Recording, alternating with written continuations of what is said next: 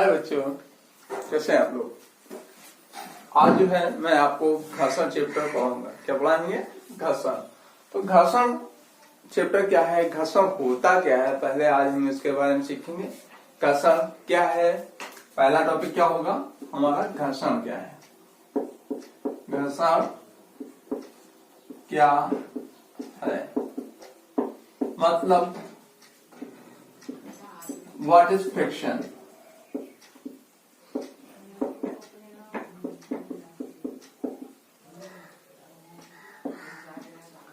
दूसरा, what is important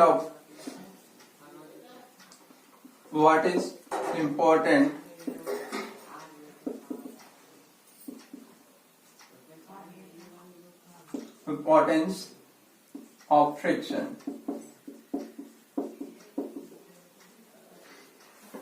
मतलब घर्षण का क्या महत्व है। इन दो चीजों में बात करेंगे।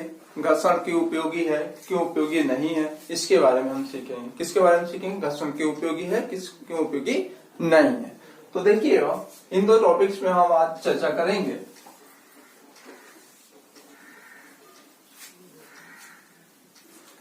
जैसा कि आपने देखा होगा कि कोई वजन या कोई वेट जो है किसी सरफेस पे रखा है और उसको पुल या पुश करने के लिए जब फोर्स लगाते हैं तो बहुत सारा फोर्स लगाना पड़ता है। या हो सकता है कि हम फोर्स लगाएं वो मोशन में ना आए। क्या होगा? मोशन में ना आए। हो सकता है कि हम फोर्स लगाएं और मोशन में ना आए, फिर हम अपना फोर्स बढ़ाते हैं, फिर भी मोशन में ना आए, और उसके बावजूद भी फोर्स बढ़ाते हैं। जब फोर्स बढ़ाते जाते हैं तो अल्टीमेट वो मोशन में आ जाता है। जैसे कोई किसी की गाड़ी स्टार्ट नहीं होती है तो हमने देखा है फोर्स जब बढ़ाते हैं तो धीरे धीरे वो बढ़ना चालू हो जाता है। तो वो एक अलग एग्जांपल है।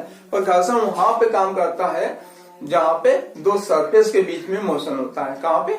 जहाँ पे दो सरफेस के बीच में मोशन होगा। सपोज कर लीजिए कि एक ये लेयर है, दूसरी लेयर इस तरीके से है, तो आपको ये दिख रहा है। तो ये एक रफ सरफेस है, मतलब एक ये सरफेस है, सरफेस 1 एंड सरफेस 2।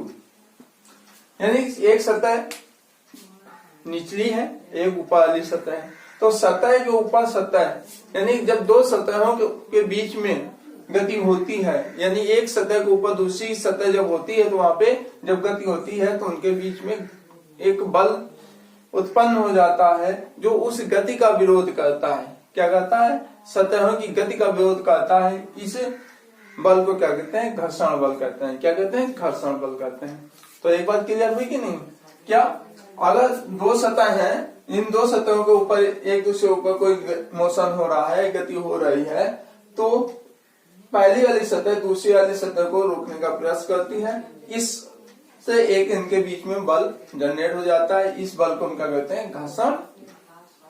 और जो बल लगता है उसको क्या कहते हैं? घर्षण बल। तो देखिएगा, इसका मतलब क्या है? फ्रिक्शन। फ्रिक्शन जो है वो अपोजिट, यानी कि जो ये मोशन हो रहा है, सपोज कर लीजिए इस लेयर के ऊपर अगर ये लेयर गति कर रही है, ये इधर मूव कर रही, तो नीचे वाली सतह जो है इसके विपरीत दिशा में एक फोर्स लगा के इसको रोकने का प्रयास करती है, जिसको क्या कहते हैं? घर्षण। तो ये जो फिनोमिना है, यानी रोकने का प्रयास किया जा रहा है, ये घर्षण है। और जो जिस बल से ये इसको रोक रही है वो क्या है? हमारा घर्षण बल है। क्या है? घर्षण बल है।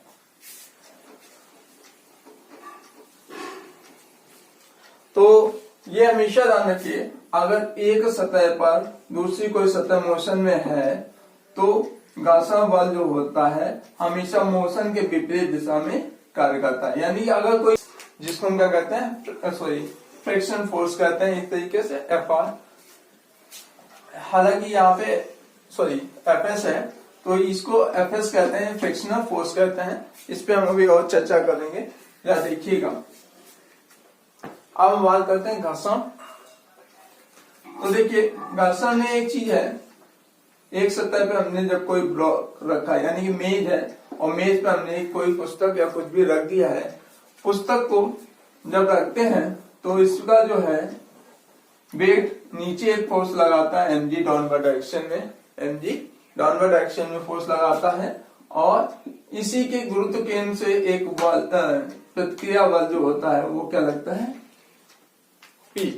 तो ये P जो है, ये P एक दूसरे में क्या है बैलेंस में है। अभी इस स्थिति में जनरली आप क्या देखते हैं, ये एक बल है जो कि ये लग रहा है, ठीक है, ये संतुलन की स्थिति में है। अगर इसी ब्लॉक पर इसके जब हमने रखा तो एक गुरुत्व बल नीचे mg नीचे की ओर कार्य कर रहा था, अगर इस पर हम एक बल F इधर लगा देते हैं मोशन के लिए तो ये इधर खिसकना चाहता है, तो इसका जो ये जो है बल जो प्रतिक्रिया बल है उसको क्या है थोड़ा सा ये टिल्ट हो जाता है। जब टिल्ट हो जाएगा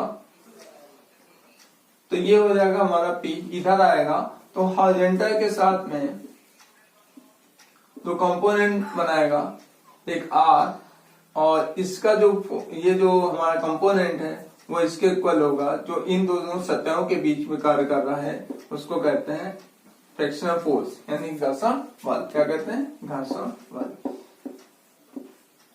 फ्रिक्शनल फोर्स। जब ये Fs इधर लगेगा, F ऑफ S ये जब इधर लग रहा है इन सतहों के बीच में लग रहा है, तो यहाँ पे बैलेंस संतुलन की स्थिति में जब बात करेंगे संतुलन की स्थिति में, तो इस बल का ये जो बल है, ये बल जो है प्रतिक्रिया अवलंब प्रतिक्रिया बल R यानी कि नॉर्मल रिएक्शन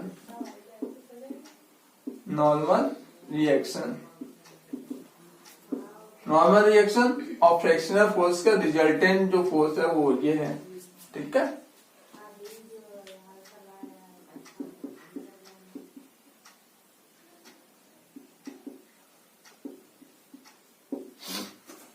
तो बेटा यहाँ पे देखिए एक ट्रायंगल बन रहा है, ट्रायंगल जनरेट हो रहा है। देखिए अवलंब प्रतिक्रिया बल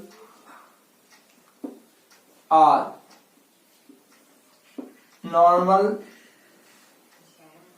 अवलंब प्रतिक्रिया बल यानी कि नॉर्मल रिएक्शन R, एक फोर्स P जन है, एक Fs लग रहा है। इस Fs को अगर हम यहाँ पे बनाते हैं तो एक ट्रायंगल जनरेट हो जाता है, तो यहाँ पे एक थीटा बनता है। क्या बनता है थीटा। तो मैंने यहाँ पे जो बात कही थी, ये जो घर्षण बल है जब हम F लगाते हैं तो ये धीरे धीरे क्या होता है, पहले हमने एक बात अभी बताई थी, जब किसी वस्तु पर जब ये ऐसे रखी है हम इसको पुश करते हैं या पुल करते हैं तो ये फिसलना यानी चलना प्रारंभ नहीं करती है, स्लाइडिंग स्टार्ट नहीं होती। तो ऐसे सिचुएशन में ये क्या होता है, क्यों नहीं स्टार्ट होती, जितना बल हम इधर F लगाते हैं ये उतना ही झुकता जाता है, अवे फ्रॉम द नॉर्मल होता जाता है। और जैसे जैसे नॉर्मल होता जाएगा तो ये इसके जो कंपोनेंट बनते हैं वो जो हम F फोर्स लगा रहे हैं, ये जो F फोर्स इधर लगा रहे थे, एक P फोर्स यहाँ बना, एक नॉर्मल रिएक्शन यहाँ बनी, तो ये जो है एक क्लोज ट्रायंगल बनाता है जो बैलेंस को बताता है, यानी इक्विलिब्रियम फोर्स की स्टेट को डिनोट करता है। जब इक्विलिब्रियम